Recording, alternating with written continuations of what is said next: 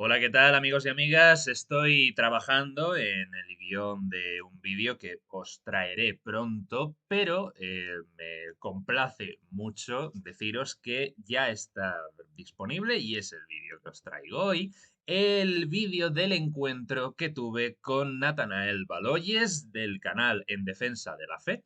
Una reunión, una charla, un encuentro que realmente disfruté mucho porque es un tema apasionante, muy de actualidad en distintas comunidades cristianas, especialmente protestantes, por lo que me consta, como es el libro del Apocalipsis. Estuvimos allí charlando un poquito sobre alguno de los símbolos de este libro, alguno de los significados, de la validez o no de determinados postulados. Y hoy con esta colaboración de Natanael, a quien le vuelvo a agradecer el haberme abierto su espacio, su canal de YouTube En Defensa de la Fe, que os dejo por aquí arriba. Si no estáis suscritos, hacedlo, porque su material es realmente bueno. Y gracias a él os puedo traer esta semana el resultado de nuestro encuentro que espero que disfrutéis. Muchas gracias por acompañarme una semana más. Bienvenidos al final de año. Esta es la última semana de vídeo de 2022, así que oye, qué mejor, ¿no? Para el final que hablar sobre el final. Queridísima familia del canal En Defensa de la Fe, es una gran alegría poder saludarlos a esta hora de la tarde desde Colombia y desde España. Está conmigo un joven profesor muy profundo en lo que enseña. Estoy privilegiado, me siento privilegiado de tenerlo aquí en el canal conmigo. Él también tiene un canal excelente que ahora más tarde vamos a promocionar para que ustedes vayan, se suscriban y consuman el contenido que él sube al canal. Muy interesante, muy aleccionador y muy profundo. Profesor, ¿cómo está usted? Hola Natanael, pues muchísimas gracias, muy contento, la verdad, de estar aquí y agradecido de que me hayas abierto tu espacio y la posibilidad de charlar un rato contigo. Así que feliz y contento. Gracias, querido profesor. Él es el fundador del centro Ultreya y nos va a decir qué ha estudiado. ¿Quién es César Espinel? Bueno, pues es una buena pregunta, ¿eh? Es la pregunta que nunca es del todo contestada, ¿no? ¿Quiénes somos? A nivel académico, que es lo que nos interesa aquí, la verdad es que mi trayectoria ha sido bastante accidentada. He tenido mucho de formación de distintos cursos en distintas instituciones aquí en Madrid. He tenido también mucho de autodidacta. He tenido parte de estudio reglado en universidades, en una carrera que se llamaba Ciencias y Lenguas de la Antigüedad, Historia del Arte, pero no me terminaba de encajar, hasta que hace 5 años, después de todo ese bagaje, me ofrecieron la oportunidad de impartir un curso de mitología comparada. Mitología comparada del mundo occidental, ¿no? De las mitologías de Grecia, Roma, Mesopotamia y Egipto. La cosa cuajó bastante bien, gustó bastante a la gente y a partir de entonces pues me he dedicado a la docencia y ya desde hace 4 años, ya este es mi cuarto año, ya me matriculé en el Instituto Superior de Ciencias Religiosas de Barcelona, donde sigo actualmente, donde estoy haciendo ya el último año del bachillerato de Ciencias Religiosas, después de haber hecho un diplomado en mitología y simbología. Así que, a grandes rasgos, eso es. Muy bien, mi querido profesor. ¿Hay algún curso que usted dicte que de pronto a la audiencia le interese? Pues sí, alguno hay. De hecho, en el canal de YouTube del Centro Ultrella, recientemente, para octubre, subí un vídeo ya con toda la oferta, ¿no? Porque empezamos los cursos en octubre, y subí uno con toda la oferta que teníamos este año. Ahora mismo, como tengo opciones en directo y en diferido, están en diferido dos cursos de mitología comparada, ¿no? Ese de Occidente y también el equivalente a Oriente con India, China, Japón, etcétera. Y luego también cursos enfocados especialmente en la tradición abrámica, en los tres grandes monoteísmos, ¿no? Entonces, hay dos cursos que son trimestrales, que duran 3 meses. Uno sobre esos tres monoteísmos, ¿no? Dedicamos un mes a cada uno, y otro que son los 3 meses sobre la mitología judía, ¿no? Los grandes relatos de la Biblia y cómo la tradición rabínica los ha ido interpretando, ¿no? Que es un poco más estudio simbólico de esos mitos que todos conocemos. Y luego el que, digamos, ocupa más espacio, porque es de más de un año de duración, es el del curso de la historia de la Biblia, donde analizamos por el método histórico-crítico cada uno de los libros de la Biblia, ¿no? Intentando responder a quién los escribió, cuándo se escribieron, cómo están divididos, a qué contexto histórico responden y el mensaje religioso que pretenden transmitir. Entonces, actualmente estamos ofreciendo eso y cada año intento ofrecer un curso nuevo y todos los demás quedan para poder cursarlos en diferido, que al final la gente también lo agradece porque permite ir a su ritmo, a su tiempo, se organizan ellos y ya simplemente responden a una cuestión de encuentros, de preguntas y respuestas para las dudas que puedan tener o lo que sea. Pero de momento eso es lo que estamos ofreciendo. O sea que si alguien está interesado, debajo de este video, en el primer comentario, les voy a dejar el canal del querido profesor César Espinel para que ustedes vayan, se suscriban a su canal y le hagan preguntas, especialmente esa: ¿cuándo es el curso? ¿Cómo puedo participar del curso? ¿Cuánto cuesta? Y bueno, le quiero hacer una pregunta. ¿Hay cristianos que hacen el curso? Lo digo porque usted llama mitología y yo sé que algunos de la audiencia se va a sentir, bueno, algunos se van a sentir ofendidos. Me ha pasado. ¿Sí te ha pasado? Me ha pasado, sí. Claro, cuando me empezaron a llamar, que ya los considero amigos, me empezaron a llamar de otros canales de YouTube, ¿no? Para charlar un poquito. Es verdad que como para mí es tan natural y lo tengo ya tan interiorizado, muchas veces no caigo en la cuenta de que lo que yo he llegado a entender por mitología no es lo que comúnmente se entiende por mitología, ¿no? Que lo tenemos asociado a algo que es falso, ¿no? A una mentira directamente. De los 10 mitos sobre la maternidad, por ejemplo, ¿no? Y es como 10 falsedades. En absoluto. O sea, yo hablo de mitos y hablo de mitología en el sentido etimológico de la palabra. Es decir, mitos en griego es un relato. Un relato de contenido simbólico que pretende transmitir una enseñanza, ni más ni menos. Entonces, de eso estamos hablando. Entonces, cuando yo hablo de mitología judía, de mitología cristiana, de mitología islámica, me estoy refiriendo a los relatos que hay dentro de cada de esas tradiciones, bueno, y del budismo, hinduismo, es decir, todas las religiones tienen un conjunto de mitos, un conjunto de relatos fundacionales en torno a los cuales se orquesta todo lo demás, ¿no? Los lugares de culto, los rituales, la comunidad, etcétera, etcétera. O sea, toda religión tiene una serie de pilares y el mitos, el relato, es el segundo. El primero sería la experiencia de lo sagrado, ¿no? De lo trascendente, esa epifanía o manifestación de lo divino, que por definición es inefable. Aquellas personas que la experimentan son incapaces de ponerlo en palabras, a no ser que recurran al lenguaje mítico, que es el lenguaje poético, que es el lenguaje de la metáfora. Y entonces a partir de ahí sí, a partir de ahí ya se puede explicar. Pero de otra manera es imposible hacerlo.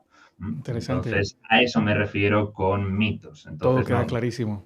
Muy claro. Claro, que nadie se sienta ofendido porque la intención no va de eso, es simplemente los relatos de cada tradición religiosa.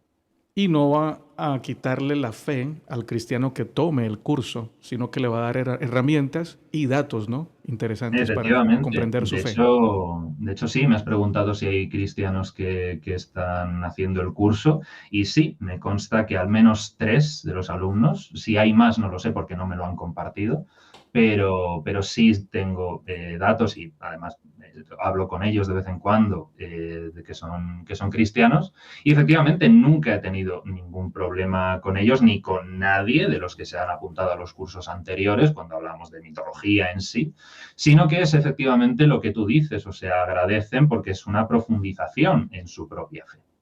Entonces no se trata de desbaratar nada ni de desarmar nada, sino todo lo contrario, de enriquecerlo. Excelente. Gracias, querido profesor César. He invitado al profesor César para hacerle preguntas sobre Apocalipsis. Sin embargo, a mitad de la semana por allí le dije, quiero hacerle una pregunta sobre Génesis, específicamente sobre Sodoma y Gomorra. ¿Me permite? Él me dice, sin problema, hágala. Bueno, la pregunta que quiero hacer sobre Sodoma y Gomorra es si es cierto que fueron destruidas a causa de la homosexualidad. Según el estudio que usted ha hecho, ¿qué ha encontrado? Pues Lo primero, que el relato de Sodoma y Gomorra, como la práctica totalidad del Génesis, es mitología, es decir, es un relato construido con un objetivo concreto para transmitir una enseñanza determinada. Entonces, la respuesta corta es que no es ese el motivo de la destrucción.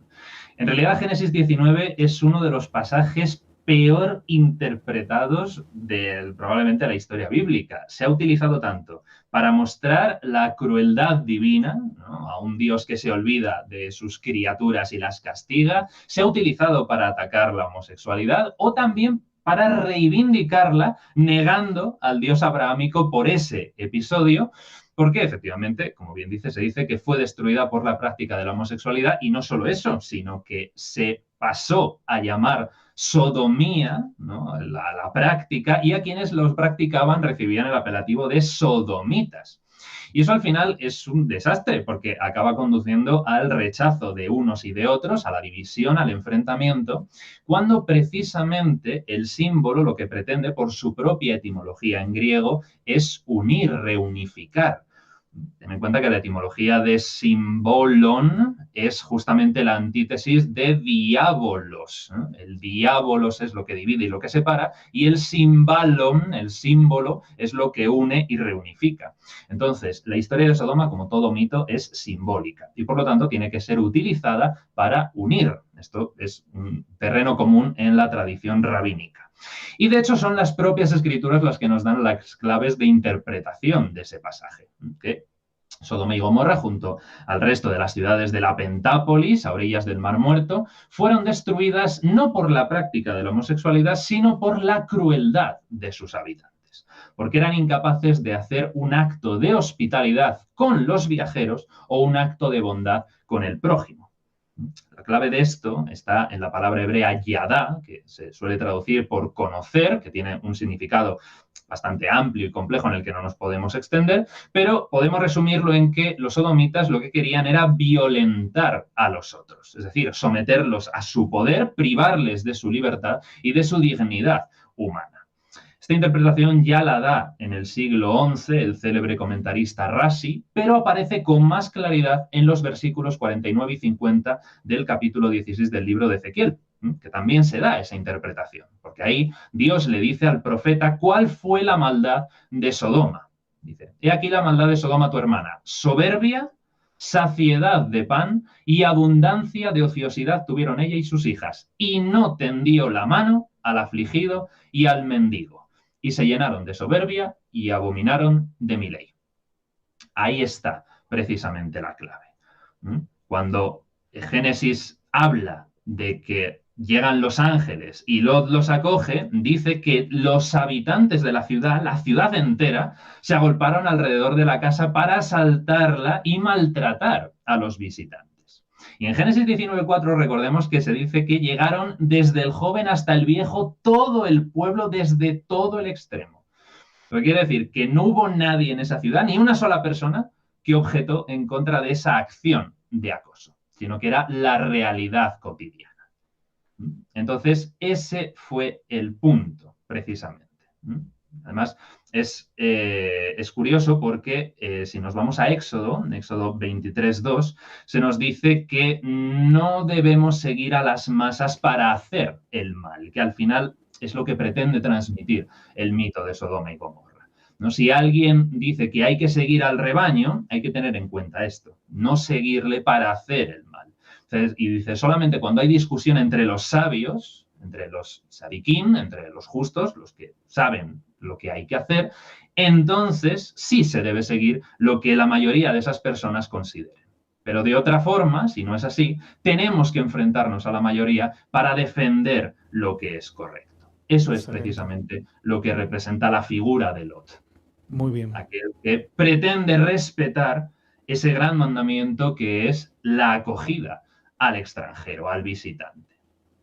Al necesitado, muy bien. Al necesitado, sí, por supuesto. Pero también, claro, al necesitado, digamos, también ampliándolo, pero muy específicamente al extranjero, al Claro. viajero, porque el mito en concreto trata sobre esa hospitalidad Ujú. semita que era proverbial, igual que en Grecia. En Grecia hay muchos mitos que hablan también de esto, de dioses que se aparecen a los humanos y van buscando que alguien les acoja y una ciudad entera les rechaza y mientras tanto hay una familia que sí les acoge aunque son enormemente pobres. Y matan al mejor de sus gansos y lo cocinan y les sirven y les atienden. Entonces por Excelente. eso se salvan de la destrucción, ¿no? Es exactamente lo mismo. Lo que se busca resaltar es la virtud del ser anfitriones del viajero, del extranjero, del extraño. Al final se trata de abrirse y de acoger la alteridad, ¿no? De Excelente. reconocerse en el otro y recibirlo en nosotros mismos. Sí, De eso claro. va la cosa. Y el extranjero siempre es un necesitado porque no está con su familia, no tiene techo, no tiene comida, necesita ayuda, una mano amiga. Sin Y los de duda. Sodoma, en vez de tenderle eso, querían dañarlo, humillarlo. Bueno, Efectivamente, la imagen es muy clara, ¿no? Dice, se engreyeron, ¿no? Se llenaron de esa soberbia, que por otra parte es el único pecado que reconocía el mundo griego, la hibris, ¿no? La soberbia, el extralimitarse y el pretender ejercer tu poder sobre aquella persona que efectivamente está completamente desprovista de cualquier poder. tremendo, muy bueno. Gran ilustración. Vamos ahorita hacia Apocalipsis. Muy Según bien. sus investigaciones, ¿quién es el autor de Apocalipsis y en qué tiempo aproximado fue escrito?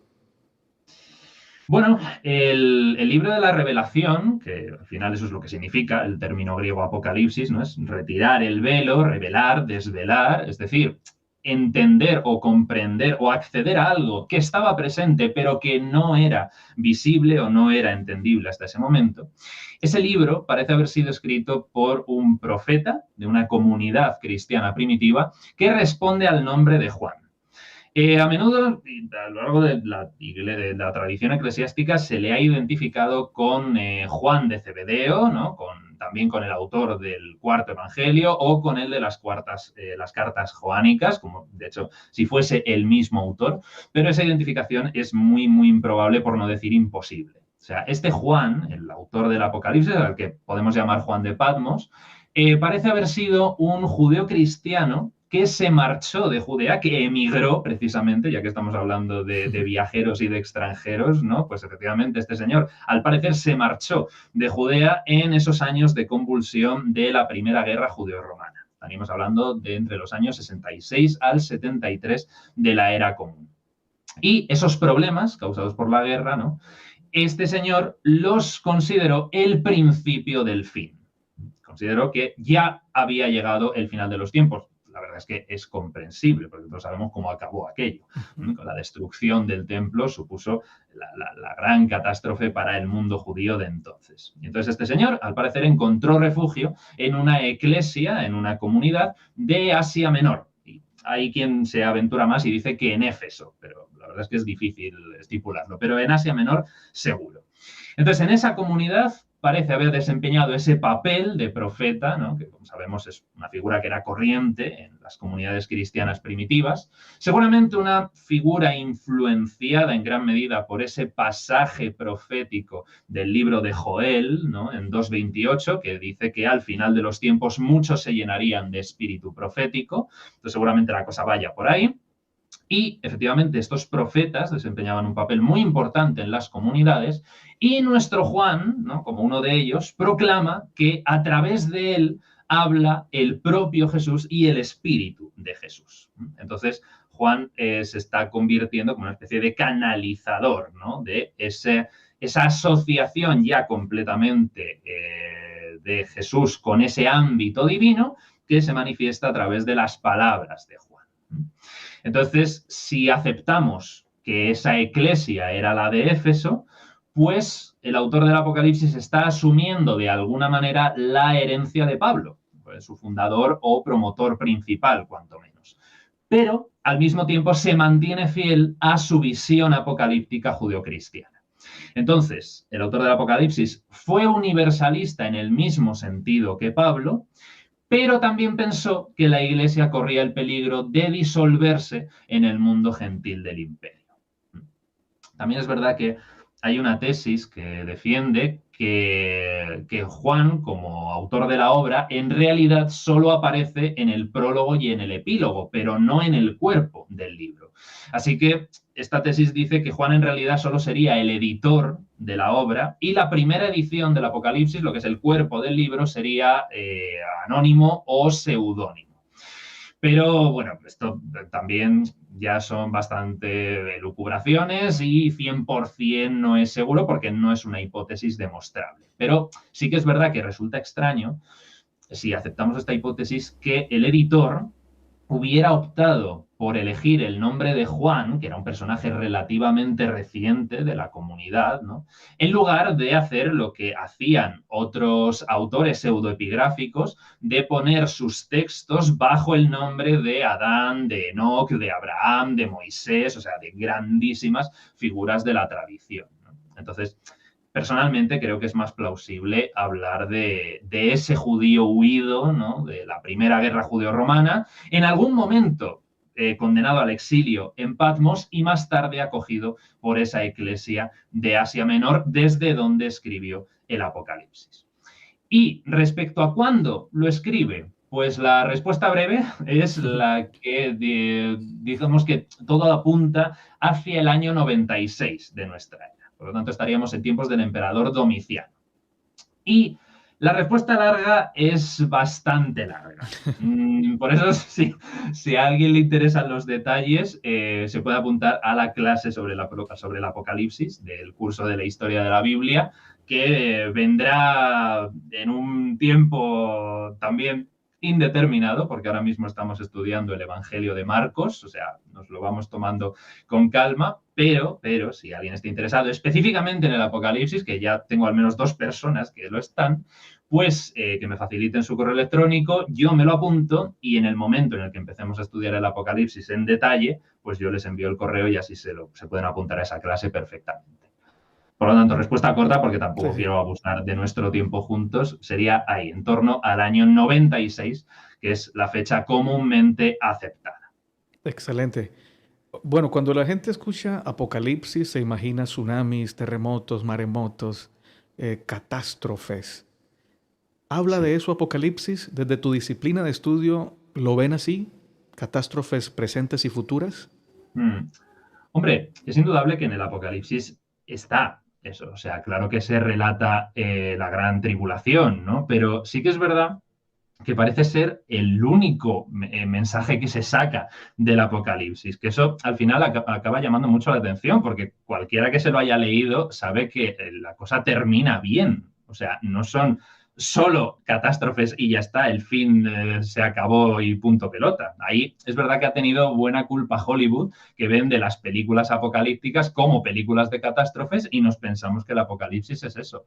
Pero no, o sea, es todo lo contrario. Es un libro que pretende motivar la fe y la esperanza y aportar consuelo a la comunidad.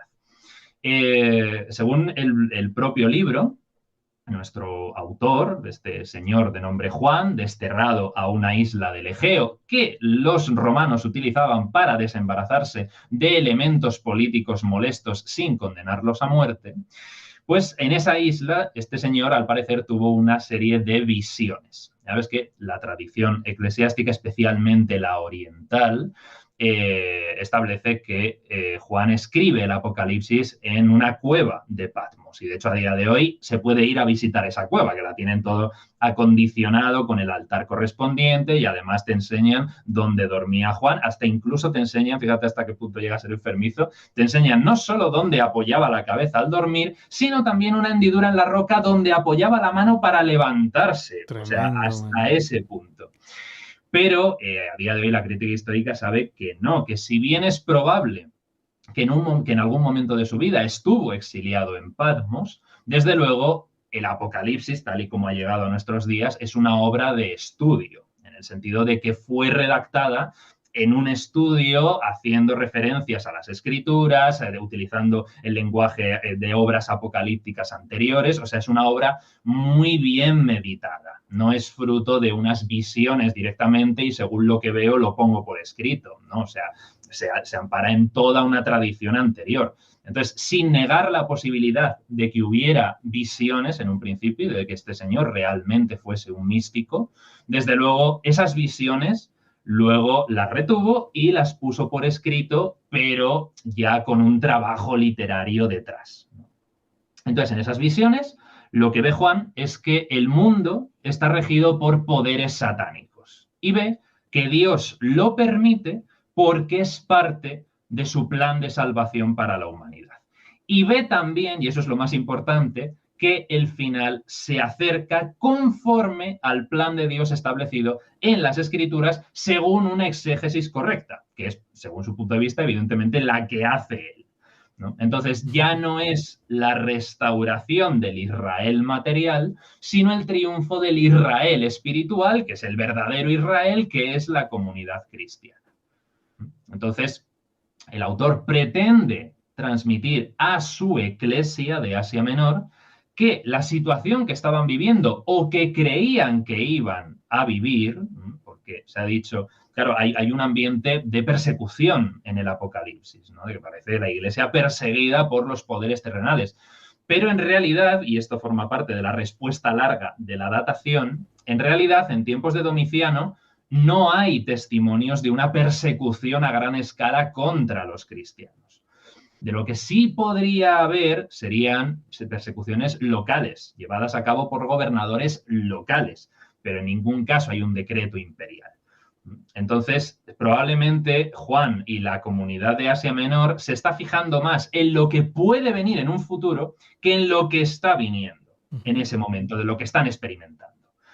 Pero sea en el momento presente o en el que va a venir, porque están convencidos de que lo van a pasar mal hasta el punto del martirio, sin duda consideran y lo interpretan como los esperados dolores de parto mesiánicos, ¿no? Como el preludio a la instauración de la era mesiánica, la tribulación antes del triunfo del Mesías. Es decir, hay un final cercano del mundo y de la historia. Pero esto no es malo. De hecho, al contrario, o sea, como muestran en sus escritos todos los autores apocalípticos judíos, es lo mejor que le puede pasar al mundo. Porque el núcleo del Apocalipsis es cómo se va a desarrollar el triunfo de Dios y de su Mesías, Jesús, sobre las fuerzas del mal.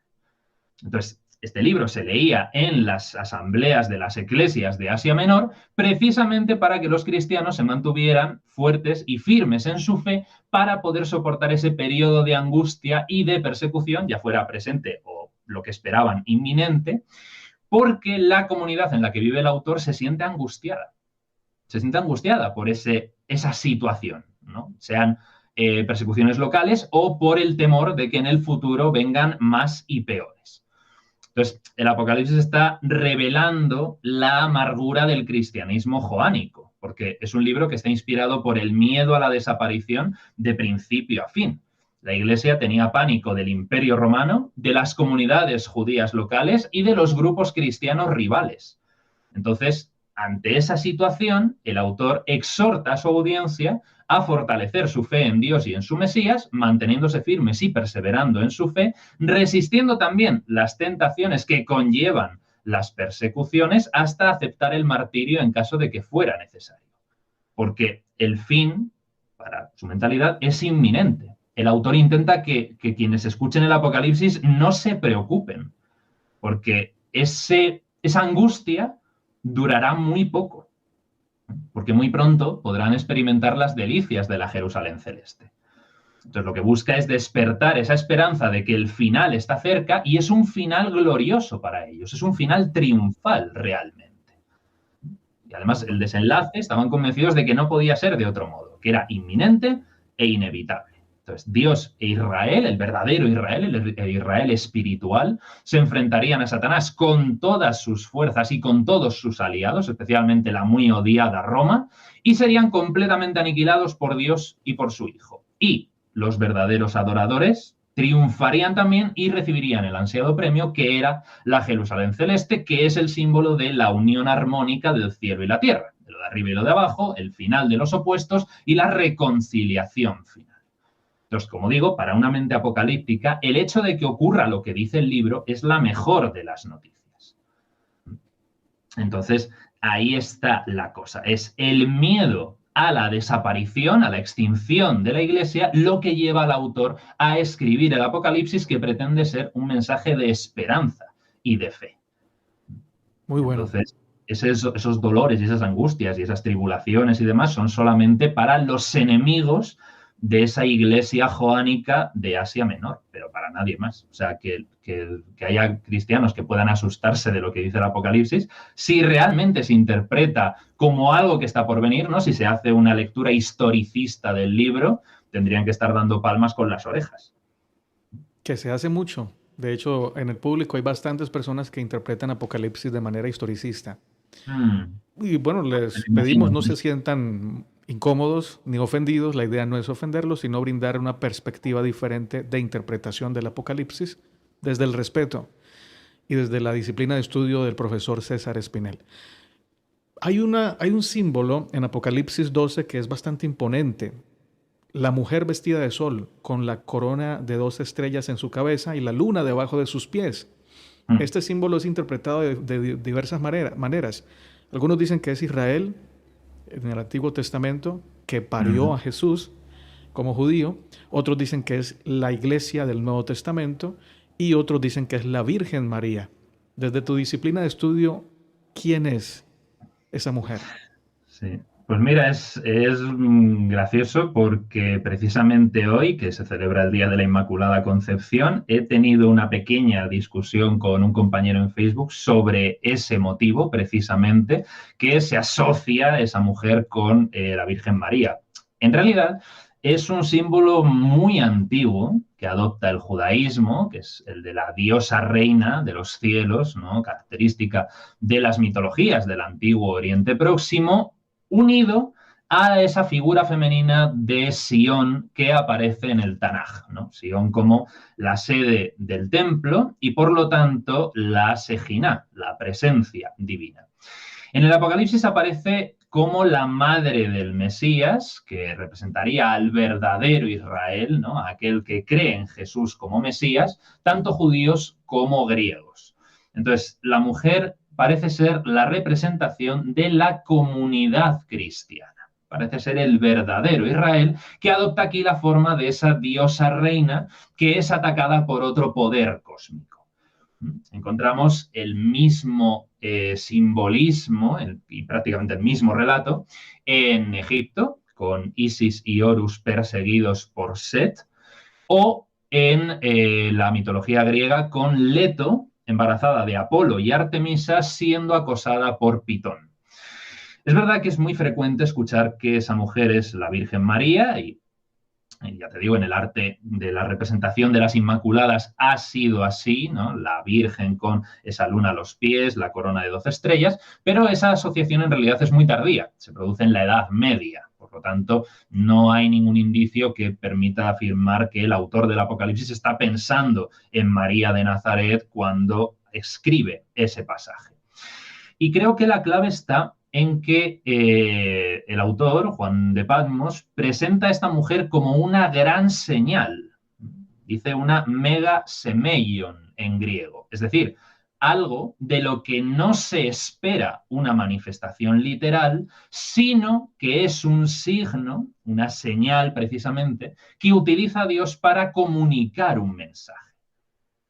Y no es casual que el autor del Apocalipsis utilice a menudo a las mujeres para representar sistemas religiosos enteros. Recordemos que menciona a Jezabel para referirse a las falsas enseñanzas, según 2.20, que menciona a la gran ramera para referirse a la idolatría, en 17.2, y que menciona a la esposa para referirse a la eclesia, en 19.7.8. Y tampoco olvidemos que la literatura profética judía y el autor del Apocalipsis, recordemos que es un profeta judeocristiano, en esa literatura profética Israel es representado también como una mujer. Los ejemplos, en Isaías, en Jeremías, en Ezequiel, en Oseas, lo utilizan. Y otro punto importante y que se suele pasar por alto. La mujer de Apocalipsis 12 no se puede separar del otro gran signo que la acompaña, que es el dragón. Entonces, la mujer celeste, nimbada, en estado gestante, y el dragón, que es antivida y anticielo, porque vive matando y se prepara para devorar al hijo mesiánico que va a nacer. Entonces es un enfrentamiento entre los portadores de la vida no violenta, que son la mujer y el hijo, y aquellos que viven de matar, quienes generan vida generosamente y quienes solo viven y crecen matando, exterminando la vida ajena. Y por supuesto, consideremos que esto tiene lecturas a muchos niveles, porque hay muchas formas de dar vida y muchas formas de quitarla. Entonces, respuesta breve. La mujer de Apocalipsis 12 es esa comunidad del Israel espiritual que tiene la fe en el Mesías y que se ve acosada por el poder simbolizado en el dragón.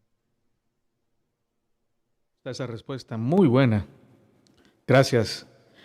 También encontramos en Apocalipsis una figura de otra mujer y no es pristina, no es bonita, no es pura. Es ramera. Algunos le tiran muy duro a la Iglesia Católica y le dicen que ella es la gran ramera del Apocalipsis. Pero la Iglesia Católica se defiende diciendo que los profetas en el Antiguo Testamento llamaron ramera a Jerusalén a causa de su infidelidad a Dios. ¿Quién es la gran ramera del Apocalipsis? Bueno, pues hay bastante consenso en que la gran ramera es Roma. Evidentemente no la Roma de la Iglesia Católica, sino la Roma imperial, ¿no? Porque recordemos que según la lectura histórico-crítica tiene que tener un sentido en su contexto. Además, que este señor está absolutamente convencido de que el mundo se va a terminar ya. Entonces, vamos, ni muchísimo menos imaginaba que la cosa iba a durar tanto ni cómo evolucionaría. Ninguno de los autores neotestamentarios imaginaron nunca nada así. Entonces, no, hay bastante consenso en que se refiere a la Roma imperial como capital del imperio y además, un punto importante, que tampoco va sola. Igual que la mujer de Apocalipsis 12 va con el dragón, esta gran ramera es el tercer componente, el tercer elemento de una trinidad de muerte junto con las dos bestias. El versículo 18 del capítulo 17 lo aclara porque dice que la ramera, la mujer que ha mencionado en el versículo 7, es, y cito, la ciudad grande, la que reina sobre los reyes de la tierra. En el versículo 1 de ese mismo capítulo 17, el ángel habla del juicio a la que se va a someter a la gran ramera, un juicio entendido en el sentido de una sentencia condenatoria definitiva contra ella. Entonces, en ese pasaje, el autor sigue la línea de los profetas del Tanaj, efectivamente, porque ahí Roma es lo mismo que en su momento fue Tiro, fue Nínive, fue Babilonia y en algún momento, efectivamente, también Jerusalén. Grandes y ricas ciudades asociadas con la idolatría. Porque en profetas como Oseas, Isaías o Ezequiel, la idolatría se expresa como una infidelidad en el matrimonio. Por eso la ciudad aparece como la gran ramera, porque es una ciudad de idólatras y quienes sirven a Roma son como adúlteros. Entonces, es en esta gran ramera, en Roma, donde culminan y se expresan plenamente los poderes de las dos bestias, el poder militar y el poder ideológico. Al final, en Roma, no existe más Dios ni poder que el comercio, que se concentra en la capital del imperio, donde desembocan todas las mercancías y caminos del mundo conocido. Entonces, por eso, Roma se endiosa, pero el autor le da la vuelta a ese endiosamiento de capital del imperio de tiempos de Domiciano y la expresa de manera que no sea más que una mala cortesana. Con ella se han prostituido los reyes de la tierra ganando sus riquezas de manera injusta. Y el capítulo 18, que la gran ramera ocupa estos dos capítulos, el 17 y el 18, en el 18 se presenta a esa Roma aplastada por la mano de Dios, lo que sin duda será una gran alegría para los cristianos martirizados. Y entonces, los versículos del 9 al 19 de ese capítulo ya presentan a una Roma aniquilada y todos los reyes, mercaderes, transportistas de bienes o navegantes del Mediterráneo que habían contribuido y que habían enriquecido al imperio, hacen duelo por su ruina. Y es precisamente ese espíritu de venganza que destilan esos versos, lo que hace que hoy el Apocalipsis suponga un problema teológico para algunas confesiones cristianas. Porque tienes razón, en el siglo XVI ya Martín Lutero y John Knox consideraban a la Gran Ramera como la Iglesia Católica, y es verdad que hoy varios grupos cristianos fundamentalistas lo amplían y la utilizan para criticar a cualquier religión que esté organizada y sobre todo si tiene algún tipo de relación con el Estado. Pero también hay otras comunidades religiosas, como por ejemplo los Rastafaris, que identifican a la Gran Ramera con el orden de los valores occidentales que ellos rechazan. Wow. Así que ya lo ves, o sea, depende de las épocas y de los contextos, la interpretación cambia, como ocurre siempre. O sea, el problema realmente está en creer que siempre se ha pensado como pensamos ahora. O sea, no, las interpretaciones están siempre cambiando. Y al final se trata de eso, de si tu interpretación busca aportar algo o si busca dividir algo, ¿no? Si buscas la confrontación o si buscas la convivencia y el respeto mutuo. Gracias. Muy buena reflexión. Apocalipsis 13 también tiene unas imágenes bastante brutales y dice allí que hay una bestia que surge del mar. Sin embargo, a pesar de que tiene cierto poder y hace que toda la tierra se maraville, llega a ser herida de muerte. Pero luego surge una bestia de la tierra y esta bestia de la tierra hace que se le haga una imagen a la primera bestia y manda a adorarla, so pena de muerte. ¿A quién se refería Juan desde la alta crítica? ¿Qué dicen de esas imágenes? Bueno, hay una clave importante y es que la primera bestia aparece presentada como una criatura del mismo dragón Satanás. Entonces, es muy probable que represente al Imperio Romano. Precisamente porque, como dice el versículo 7 de ese capítulo 13, esta bestia tiene poder sobre toda raza, pueblo, lengua y nación. Entonces, se acepta que es el Imperio Romano con el dominio de tan amplia diversidad de pueblos, de civilizaciones enteras que están efectivamente sometidas a Roma. Y es verdad que la descripción que hace de la bestia en el versículo 2 es bastante peculiar, porque dice que es semejante a un leopardo, sus pies como de oso y su boca como boca de león, que curiosamente, si nos vamos al capítulo 7 del libro de Daniel, también de corte apocalíptico, nos encontramos con que la primera bestia del Apocalipsis combina elementos de las 4 bestias que describe Daniel. Pero hay un principio muy interesante y muy importante también, y es que esta primera bestia no lleva los rasgos de un emperador concreto. Aunque se ha intentado vincular directamente con Domiciano, en realidad parece más bien lucir los atributos imaginarios de una figura satánica, demoníaca, futura, que efectivamente, como dices, herido de muerte, se cura.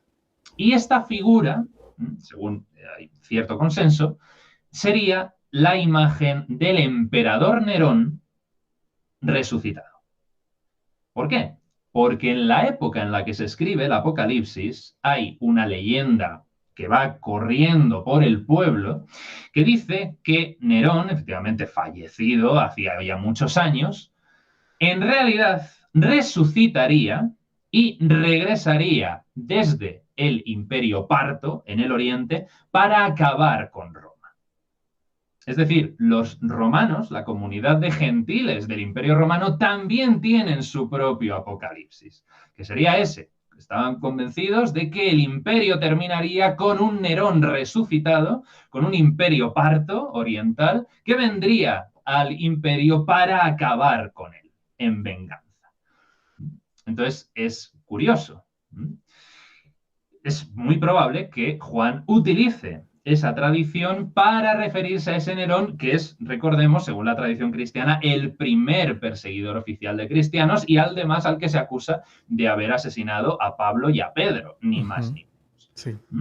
Entonces, lo que le interesa transmitir al autor es que esta primera bestia, el Imperio Romano, con esas cabezas, que serían los emperadores, y la última muerta y rediviva, esa bestia está subordinada a Satanás. Y el símbolo máximo de su poder son precisamente los emperadores que se rebelan contra Dios y en especial Domiciano, porque aunque, como hemos comentado antes, en época de Domiciano no hay constancia de una persecución a los cristianos a gran escala, lo que sí sabemos es que Domiciano está obsesionado, sobre todo en las provincias de Asia Oriental, el culto a su persona como ser divino.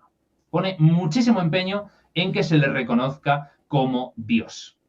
Entonces, cuando el versículo 4 del capítulo 13 dice que las gentes adoraron al dragón y a la bestia, quiere decir que el imperio había conseguido que se adorase a Satanás como si fuera Dios. Y esto se puede interpretar de dos maneras. O Satanás se identifica con los dioses romanos, entre ellos el propio emperador Domiciano y la diosa Roma, o, lo que es más probable, que Satanás sea una manera de referirse al orden imperial de Roma que exige adoración sacral a sus vasallos en un imperio que se extiende por todo el mundo. Podemos ver aquí un eco de las tentaciones de Jesús, según Mateo 4, 8, 9, que muestra que lo que quiere el diablo es la adoración. Pues podría ser, pero desde luego son elucubraciones. Lo que sí parece bastante claro es que esa primera bestia es el Imperio Romano. Y respecto a la segunda bestia, Antonio Piñero dice que representaría el sacerdocio del culto al emperador en Asia Menor, que obliga a los fieles del Cordero, a los seguidores de Jesús el Mesías, a adorar al emperador y a Roma y a vivir según sus leyes. Por eso lo de que esa segunda bestia ostenta toda la autoridad de la primera bestia, es decir, la autoridad del Imperio Romano y especialmente del emperador, y hace que la tierra y los que habiten en ella adoren a esa primera bestia. Adoren a los dioses romanos, al ethos romano, a la forma de vida romana y al propio emperador. Hay una segunda tesis, muy interesante también, que es la de Xavier Picaza, y él dice que la segunda bestia es algo mucho más sutil. Es el espíritu de la mentira, de la violencia mental y psicológica que ejercía el Imperio Romano sobre sus súbditos para seducirles, para seducir a personas que estaban ansiosas de milagros y que conseguía fascinarles a través de engaños y manipulaciones. Entonces, en este sentido, tal como lo presenta Picaza, sería la razón de Estado que protege a quienes sirven al sistema y que rechaza y destruye a quienes se oponen al sistema. Esta segunda bestia será designada, recordemos, como el falso profeta en 16:13, lo que significaría la mentira y la seducción de una falsa ideología. Entonces, para que el triunfo de la primera bestia, es decir, el poder imperial que se absolutiza y se diviniza, sea pleno, sea total, ese poder imperial, esa primera bestia, tiene que apoyarse en el falso profeta, es decir, en la mentira y en la manipulación. Pero también, insistimos, como de lo que se trata es de aportar esperanza, según Apocalipsis 13:5, el poder de Satanás y de esas dos bestias durará 42 meses, es decir, 3 años y medio, lo que es un número simbólico que denota que el periodo de su dominio es limitado y al término de ese tiempo serán derrotados. Pero, mientras tanto, los fieles cristianos sufrirán hasta llegar al martirio, efectivamente, porque según 13:15, los que no adoren a la bestia, es decir, los que no se plegaran al culto al emperador, serían asesinados. Y esto, y con esto termino, que me estoy enrollando mucho, para entender bien esto, tenemos que tener en cuenta los 3 tipos de religión que convivían en el Imperio Romano. Esto nos lo cuenta Terencio Varrón. Dice que el primer tipo es la religión mítica. La religión mítica es la propia de los poetas, que está plagada de dioses y de mitos, de relatos. La segunda es la física o filosófica, que está centrada en la hondura divina de la naturaleza y que era cultivada ya por los filósofos griegos. Y la tercera es la religión política, donde lo divino se desvela a través del imperio, en su organización y en sus funciones de pacificación coactiva y benéfica sobre las naciones. Este tercer tipo de religión, la religión política, es la que le interesa al poder romano. Ni la mítica ni la filosófica, que estaban enfocadas en distintos colectivos de la población, pero a Roma la que le interesa es esta última. Los emperadores podían divinizarse más o menos, pero el imperio, en cuanto tal, era divino, porque era la expresión de la divinidad según esta cosmovisión. Entonces, ir contra los dioses o contra los daemones del imperio, en el sentido de los genios del imperio, los espíritus divinos del imperio, era un crimen contra Roma. De hecho, eso era el ateísmo en ese momento. Entonces, estaba pensado y diseñado como tal, como un crimen contra Tremendo. Roma. Y un cristiano era catalogado como ateo a los dioses romanos. Sí, desde luego, desde luego. Impresionante. Nos resulta chocante, pero Sí. es que es así. O sea, el término también de ateísmo ha ido cambiando mucho a lo largo de la historia. Entonces, claro, Juan de Patmos, cuando escribe su obra, se da cuenta de que la dinámica social y espiritual del Imperio Romano es incompatible con el Evangelio. La propia estructura religiosa del imperio conduce al enfrentamiento con los cristianos. Y, por otra parte, Roma les acusará de ateos y también de asociales, porque son enemigos del orden público porque están rechazando los signos básicos de sumisión y de fidelidad al poder sacramental establecido, porque están rechazando la conciencia divina del imperio. Entonces, esa es la gran batalla que plantea el Apocalipsis. O la fidelidad a Cristo o lo que consideran una prostitución cultural, como es la adoración a los dioses de Roma, que para Juan son solamente ídolos que prostituyen, porque representan un amor que se vende y que se compra. Eso es Roma para Juan, y también esos son quienes aceptan a Roma. No es el amor ágape, el amor desinteresado, no, es un amor basado en el comercio. Porque los cristianos no participan de las transacciones comerciales que se hacen en el Imperio Romano para la adoración a los dioses. O sea, es la porneia, ¿no?, de la que habla Juan. Esa es la prostitución, siempre vinculado con el culto. ¿No? El culto a Dios, el culto a los dioses romanos, el culto al emperador y el culto al imperio. Es que el imperio en sí mismo era considerado divino. Eso es también, es que, claro, sabiendo eso se entienden muchas cosas. Sí. Ya, amigo, es que estamos hablando de dos poderes que desde sus propias perspectivas se consideran divinos. Claro. Entonces, ahí realmente, si estuviéramos en un estadio anterior de la historia de la espiritualidad, serían dos dioses enfrentados.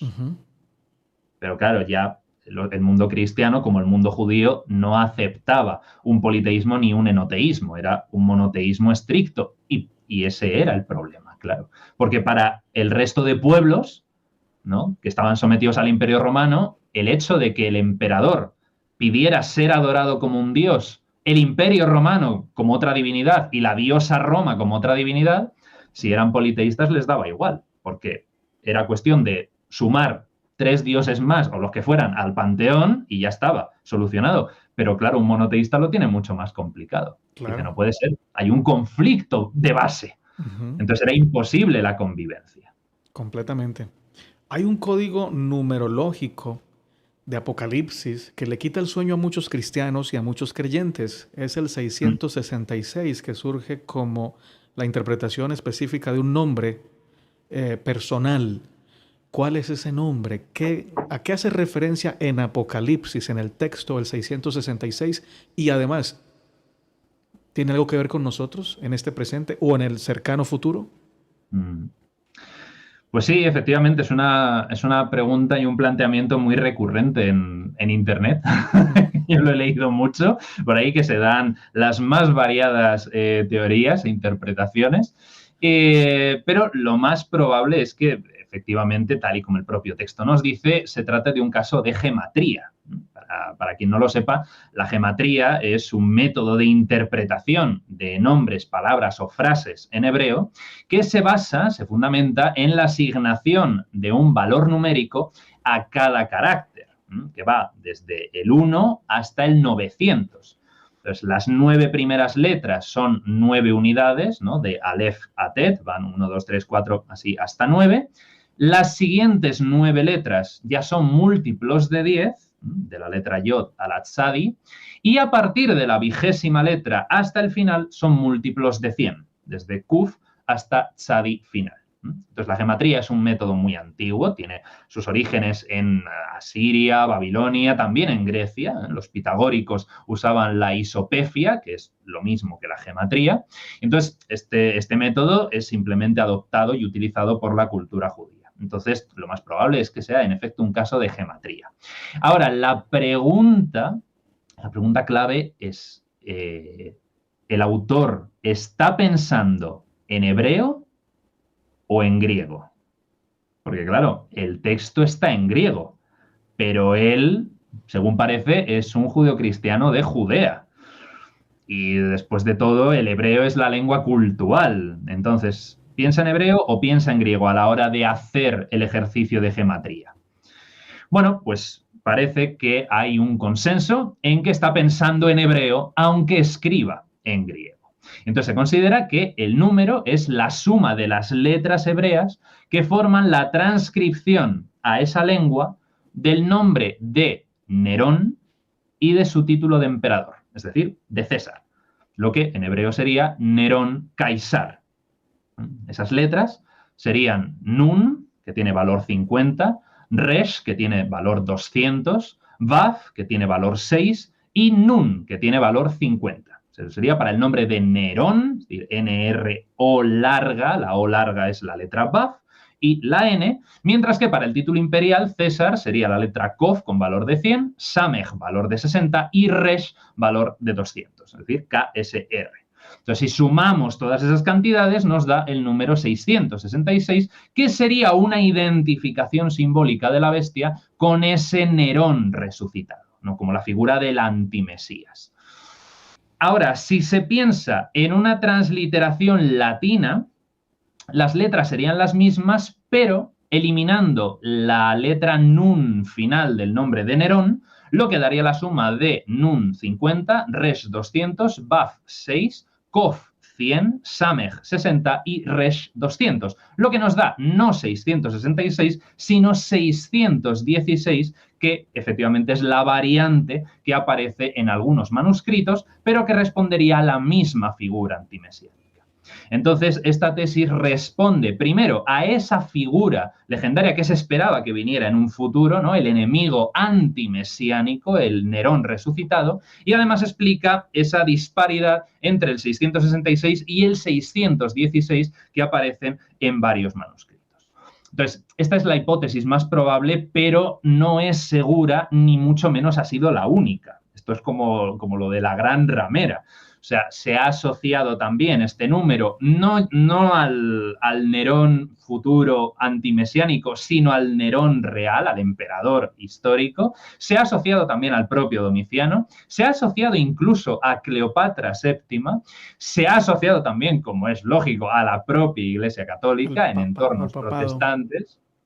Entonces, claro, aquí al final, ¿cómo nos decantamos? Y sobre todo, y una pregunta que has hecho que es muy importante, ¿tiene relevancia para el mundo cristiano actualmente el simbolismo del 666 o del 616? Pues es que eso tienen que decidirlo los propios cristianos. Tienen que poner a trabajar su imaginación y su fe para hacer el esfuerzo de encontrarle un sentido en el caso de que lo vean necesario.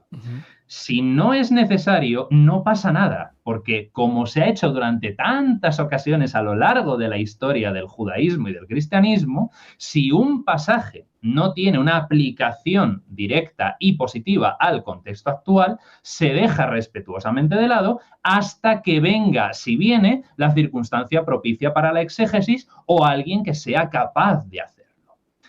Pero, y subrayo esto porque es muy importante, también habrá que ver qué intenciones mueven la exégesis. Esto lo he comentado ya otra vez, pero es que realmente es importante. Muy importante. Claro, si la exégesis está orientada a sumar, a contribuir positivamente al mundo, o por el contrario, a generar desórdenes, confusiones, enfrentamientos o miedos que acabarán irremediablemente desembocando en odios. Porque hay que hacer una aclaración importante. El autor del Apocalipsis no pretendía en ningún caso ofrecer un paradigma atemporal del fin del mundo para que nosotros, las generaciones futuras que leyeran el libro, tuviesen signos y señales precisos con los que interpretar acontecimientos de su propia época o predecir el final del mundo de manera exacta. El autor escribe su obra pensando en un final inminente que afectaría a los lectores de finales del siglo I. Entonces, el Apocalipsis es una profecía que, como ha ocurrido con tantas otras, no se cumplió. Entonces, quien intente entender el libro hoy en día tiene que hacerlo partiendo de este hecho y leer la obra como lo que es, como un esbozo simbólico del final del mundo destinado a los cristianos orientales de finales del siglo I, no a los actuales. Con esto quiero decir que es una obra condicionada por las circunstancias de su tiempo y por el pensamiento de su época. Y si se lee desde nuestra perspectiva de hombres y mujeres del siglo XXI con intención de proyectarla sin fisuras al futuro, se está haciendo un uso equivocado del libro. Porque a pesar de que vivimos en un mundo completamente transformado con respecto a otras épocas y tenemos una visión completamente distinta de cómo son las cosas, siempre permanece la tendencia a pensar que la gente siempre ha pensado sobre Dios de la misma manera como lo podemos hacer nosotros hoy. Y en absoluto, para nada, para nada. Entonces, es esto, es un ejercicio creativo, un poner a trabajar la fe y la imaginación para, oye, si lo vemos necesario, si lo vemos que puede aportar algo, vamos a trabajar y sacamos una exégesis buena de esto. Y si no, no pasa nada. Hay multitud de pasajes en el Nuevo Testamento a los que se les puede dar una aplicación exegética válida para el día de hoy. Muy bueno. Profesor César, hemos llegado hasta el final. Gracias, yo creo que la mayoría se quedó hasta el final porque ha sido muy interesante. Las respuestas han sido muy jugosas, sustanciosas y con muy buenos datos. Te felicito por eso. Se nota tu pasión por lo que hablas. He visto varias entrevistas tuyas en YouTube y tengo una pregunta personal que hacerte. No te vamos a juzgar. Aquí no juzgamos a la gente.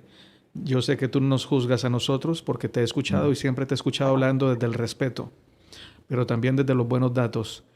Usted, profesor, siendo que habla tanto de la Biblia, ¿cree usted en Dios? Bueno, la respuesta corta, siempre has visto que vamos andando entre respuesta corta y respuesta larga, pero es que es así inevitable. La respuesta corta es que lo intento y me gusta pensar que la mayoría de los días lo consigo. La respuesta un poco más larga es que todo depende de lo que entendamos por Dios, porque creo que es una palabra que está en crisis, como tantas otras palabras. Y claro, no es cosa fácil, porque he leído múltiples definiciones sobre Dios y no sé definirlo. Sin embargo, sí tengo una cosa clara. Sé que tiene que ver mucho más con una experiencia que con una idea. No creo que Dios sea una idea. O sea, hay quienes reducen la fe a creencias, o peor, a dogmas poco comprendidos y menos empleados, pero estoy convencido de que la verdadera fe es lo mismo que la confianza, lo que implica un compromiso que empuja a la acción, a comportarse en el mundo de una determinada manera. Me gusta. Por eso podemos hablar de una experiencia y no de una idea o de una entelequia. O sea, las creencias per se son poco importantes. Lo que importa de verdad es cómo esas creencias te llevan a comportarte. Hace no demasiado tiempo me pidieron que hiciera un vídeo sobre si podía definir a Dios, ¿no? ¿Cómo? Decía, me gustaría que definieras a Dios. Y de momento, hoy por hoy, sigo estando de acuerdo con lo que dije entonces. No puedo definir a Dios. Es más, no me fío de quien diga que puede definir a Dios. Yo tampoco. O mejor dicho, no me fío de quien afirme que la definición que él se hace de Dios es lo que Dios es en valores absolutos. O sea, yo personalmente a lo largo de mi vida he pasado por varios estados, o sea, he sido creyente tradicional, he sido ateo recalcitrante, Wow. voy pasando por distintos estadios porque para mí esto es un lentísimo proceso. Pero qué franqueza. Ahora, sí, sí, y también, como te digo una cosa, te digo la otra, lo que nunca he tenido es una vocación. O sea, nunca he tenido una llamada a una experiencia de Dios en concreto, ni a una tradición espiritual determinada. O sea, lo que me apasionan son las religiones, especialmente en su vertiente mítica, en la vertiente de sus relatos. Intento aprender de ellas todo lo que puedo y sí conecto a un nivel muy profundo con lo más hermoso de sus tradiciones. Pero, igual que hay personas que han encontrado la fe y la siguen a través de una experiencia religiosa concreta, a mí eso todavía no me ha pasado. Entonces, actualmente me encuentro en este ignosticismo, ¿no? De que cuando una persona me pregunta esto, pues mi respuesta es siempre la misma. Dime qué significa para ti creer y qué entiendes por Dios y entonces puedo responderte. Pero claro, cuando me hago esa misma pregunta a mí, el significado de creer y de la creencia de momento lo tengo muy claro, pero respecto a mi experiencia de Dios, considero que es un diálogo constante, es un camino, es una variación lenta, pero que no se detiene. Y sí sé que hay una vertiente que me atrae poderosamente, que solamente se puede expresar en el lenguaje poético, ¿no? Como por ejemplo la expresión de San Ignacio de Loyola de que Dios se derrama en el mundo. No, me parece maravilloso. O sea, me atraen las percepciones de Dios que considero bellas, que despiertan en mí el asombro y la maravilla y que me reconfortan el corazón, pero sobre la definición de Dios, si me preguntas, ¿crees en Dios? Te diría, sí, lo intento, creo que la mayor parte del tiempo lo consigo. Si me preguntas, ¿puedes definirlo? Te digo que no. Hoy por hoy mantengo una postura firmemente apofática. Entonces, vivo en una continua paradoja. O sea, tengo claro por ahora qué significa creer. Hay días, muchos de ellos, en los que creo profundamente y otros en los que intento creer, pero no puedo, y además me niego, a poner en palabras en qué creo, salvo utilizando el lenguaje poético del mito. Y con esas Honestidad. poquísimas certezas me voy manejando. Me gusta esa honestidad y además esa capacidad para expresar lo que piensas de Dios. Me gusta mucho. Gracias, profesor. Ha sido un Gracias a privilegio. ti. Por favor, a los que escucharon el mensaje, dejen sus comentarios siempre respetuosos y si desean conocer más de más temáticas muy variadas, en el canal del profesor la van a encontrar. Debajo de este video les dejo el enlace que los va a llevar a ese canal. Háganle la pregunta pertinente con respecto a los cursos en los que ustedes se sientan atraídos o interesados. Profesor, gracias. Espero que vuelva por estos lugares. Muchísimas gracias a ti, Natanael, no solamente por la publicidad, por el spam, sino también por este espacio de conversación que realmente es importantísimo. O sea, te lo agradezco de verdad de corazón a ti y a las personas que como tú abrís estos espacios al diálogo desde un tema tan siempre polémico y siempre que es tan convulso y tan complicado, ¿no? Como son las religiones, ¿no? Que siempre se dice, no hables de política y no hables de religión. Al contrario, hay que hablar de ello, pero siempre en estos tonos. Así que te lo agradezco de corazón porque personas como tú me aportan esperanza de que no Igual, está todo perdido y no hemos perdido la religión en manos del fundamentalismo. Así pienso que lo mismo de ti. gracias. Gracias a ti. Que sigas volviendo, que Dios te dé vida y salud junto a tu familia. Muchas gracias, profesor. Gracias a ti, de verdad, y a todos vosotros.